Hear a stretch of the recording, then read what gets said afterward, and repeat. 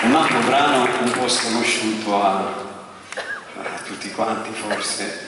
Allora, D'André, voi sapete, ha scritto la Buona Novella, questa Buona Novella è tratta dai Vangeli apocrifi.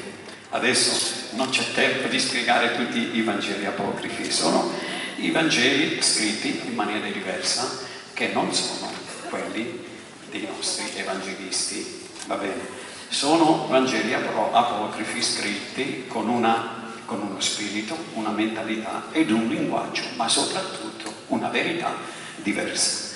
Di questi Vangeli apocrifi, scritti da Di André, vi facciamo ascoltare l'Ave Maria.